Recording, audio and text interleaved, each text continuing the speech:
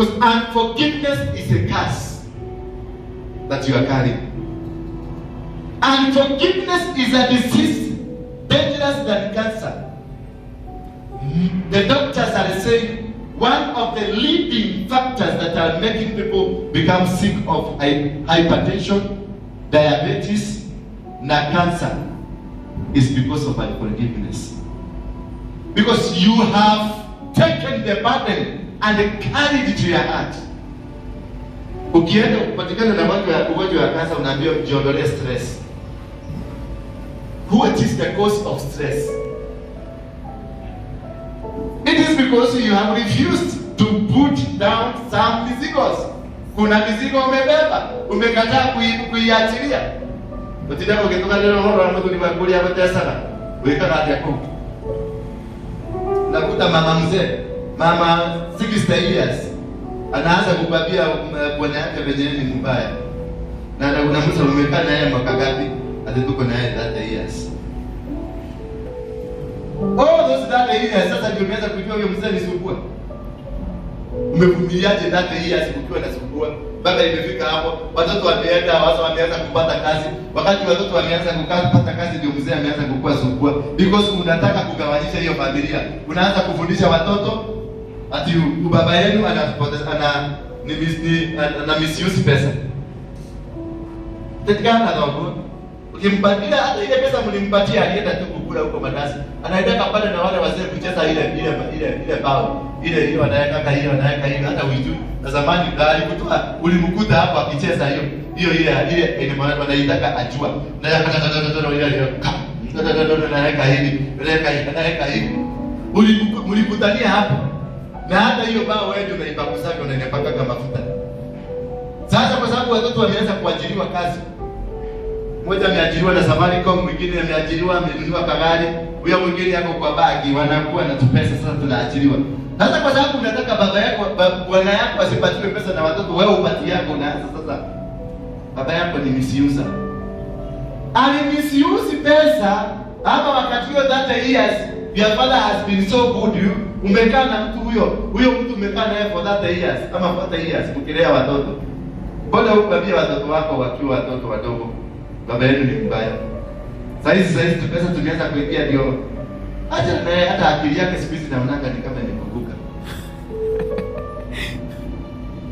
Bwana Yesu asifiwe sana. Nakuwa ni kweli ile.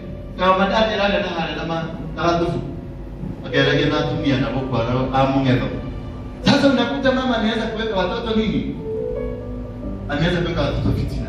Hao watoto watakuwa wakijua baba yao ni misuse. What have you done to the children? There is one man who told me, ni my uncle. Alikuwa anakosana na baba bibi yake sana. Then watoto wake walikuwa wanasaidi na mama yao. The boys walikuwa wanasaidi na mama yao.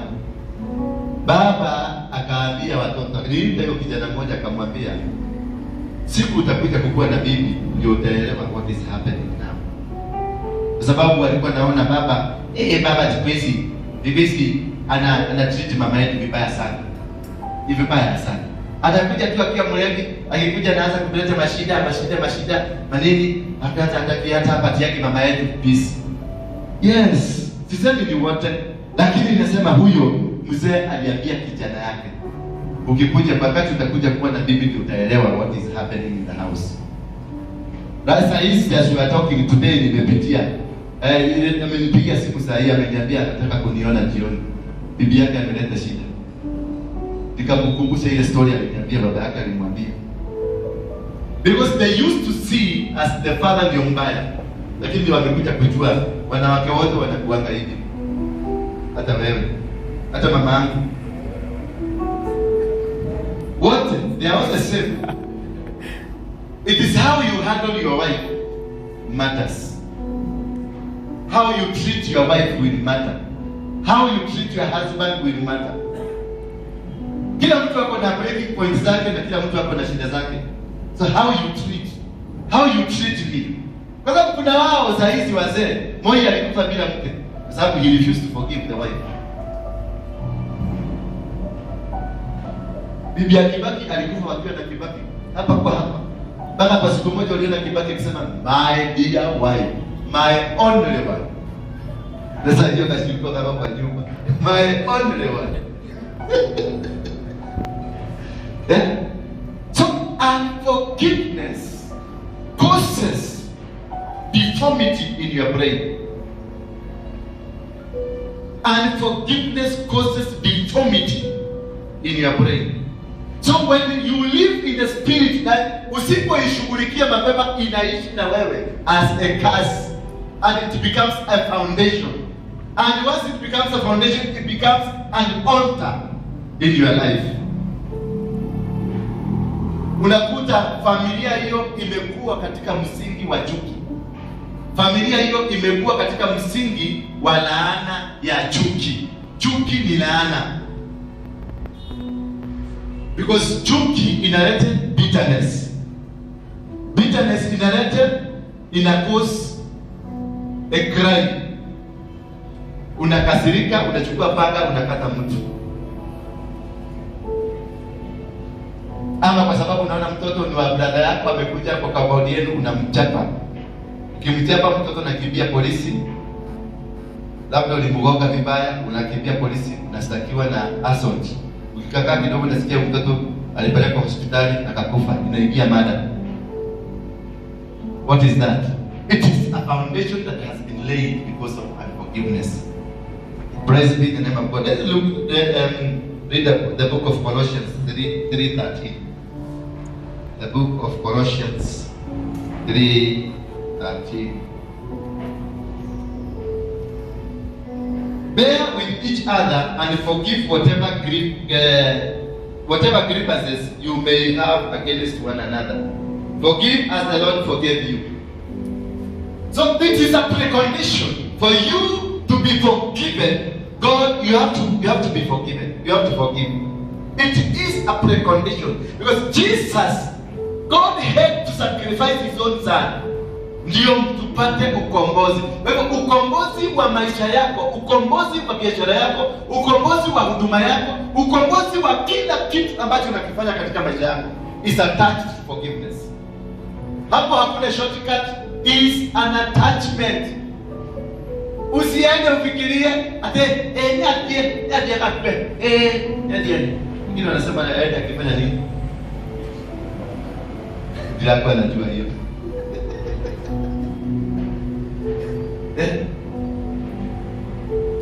Sasa hiyo mwanamke ama mbaba hiyo mbaba ako kanisani.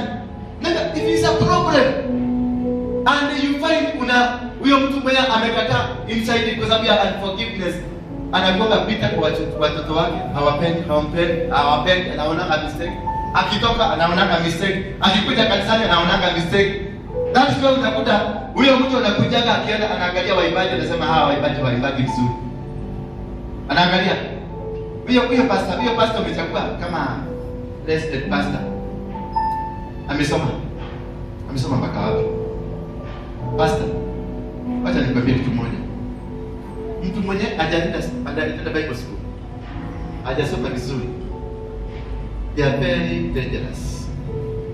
Ujihatari sana mtu kama huyo. Unajua ni kwa nini? Kule alikuwa na the same problem.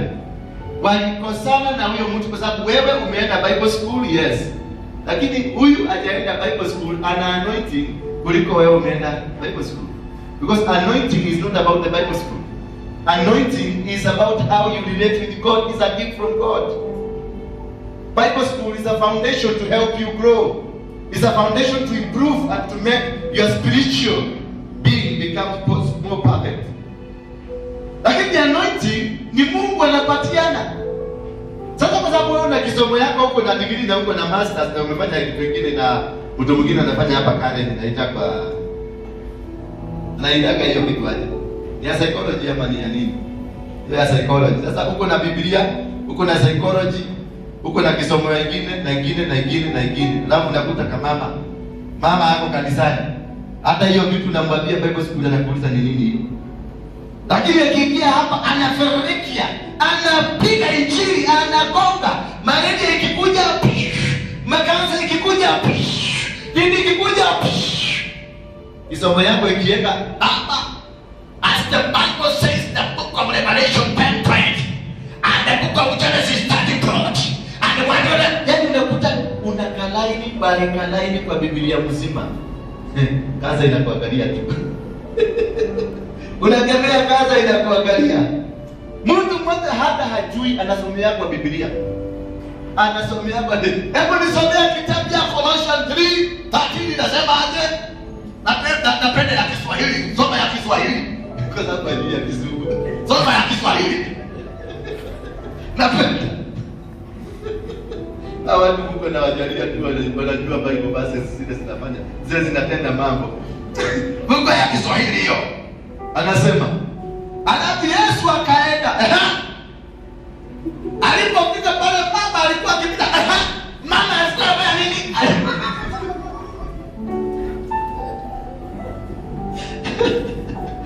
Alafu baba akamguza nguo. Nao Yesu akauliza, nani huyu ameniguza?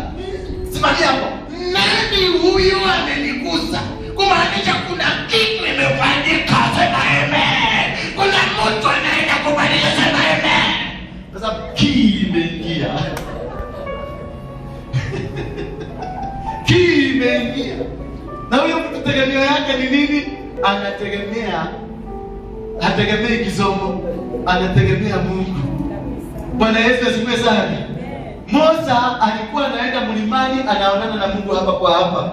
Joshua alikaa kwa tent, alikuwa anasikia kuna Mungu. Nani alitenda miujiza mikubwa? Joshua. Nani alifika Kanaani? Joshua. Si Musa mwenye. Musa alikuwa anaonana na Mungu hapa kwa hapa. Anaenda pia Mungu likalaa. Anakaa. Mungu anaenda mapia kabla ufike hapa, kivue kiatu. Weka viatu zako huko kuja hapa. Musa anaweka viatu anakuja kwa Mungu. Walikuwa wanaonana na Mungu hapa kwa hapa, Mungu kwa Mungu. Naye Joshua alikuwa anakaa kwa tent, anangojea kusikia bei yake yake. Ripoti shiriana hata. Maripoti mnasikia inakaaje? Ule analeta ripoti ya Mungu. Nani aliona promised land? Joshua. Ni ule hapo anaona afadhali hiyo. Fuga macho yako kuwa kipofu. Tegemea Mungu. Amen. Fuga masikio yako kuwa kiziwi. Mtegemea Mungu. Amen. Fuga moyo wako usisikie. Mtegemea Mungu. Maana huyu Mungu anataka umtegemee. Musa alizoea Mungu. Wakanisani kama hapa tungemzoea Mungu. Nikazona na kai talewali kalito. Yes. Umeambiwa maneno hapa, unaambiwa, umeekelewa mikono, umeekelewa nini, umepakwa mafuta mpaka ya blue patch. Tuone kanya ni ukanyaloka. Baba tumeimpura maisi mafuta ingine, unasema sasa hii imetoka Israeli.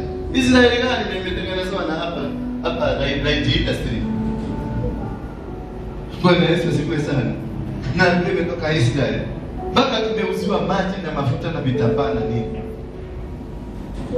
Why? Because you have refused to let it go. For you to be saved, for you to be transformed, for you to become the real being that God wanted you to be, let it go. You will not be set free. Huduma yako itakwama as long as you refuse to let it go. Don't wait. Utazeeka. Damu ya nimegokora. Mogokorera haha mwaka kwemerera. Mogokorera haha mutazeekea hapa. Baka miguu mkienda miguu inabogana hivi. Kama kuna mtu mbebeba. Mbebe tu. Taniambia utabeba. Unabeba mtu ni wanani? Ni wako. Kuna mtu wako umetengeneza? Kuna mtu wako umetengeneza? Unambeba ya nini? Wachana na yeye, mwenye kushughulikia atamshughulikia. Wewe shughulika. Na mtu anaitwa nani? Joshua alishughulika na Mungu. Akina Kora na Dathan walimwambia huyu mzee anatudanganya. Akawaambia nyinyi sitaki story zenu. Wacha nikakae kwa tent. Wengine wakakuja wakamwambia, "Jo, huyu mzee alitudanganya." Akabana, wewe. Akina Kora walimezwa. Dunia ilipasuka, wakamezwa. Na ukumbuke walikuwa wanajua maandiko. Walikuwa Kora na Dathan walitumia maandiko. walijua historia. Huko Misri tulikuwa tunakula tunakunywa. Huyu mtu ni makaburi aliona hapa. Huko Misri hakuna makaburi, akatuleta hapa tukufe. Wanatoa maandiko, nitawabariki nchi ya mbali na nchi ya kwenu. Huko tulikuwa tunakula tunakunywa. Mtu anakuja kutuletea hapa mavitu zingine zinaitwa sijui maana. Maana ni nini? Joshua alifunga masikio. Joshua alifunga macho. Joshua alifunga mdomo. Joshua alifunga moyo wake. Lakini alimuona Mungu. Amen. For you to succeed, for you to make an inroad, for your ministry to prosper or to come out, for your business to change, to flourish, for your family to come back, forgive and let it go. It doesn't matter muko na mashamba ngapi, muko na maploti ngapi, muko na nini, it doesn't matter. Forgive and let it go. It is God that gives. It's God that blesses. It's God that anoints. The anointing belongs to God. Anointing does not belong to man. Praise be the name of God. Anointing ni ya Mungu. That's why Isaiah Mungu alikuja akamuuliza, when Uzziah died, so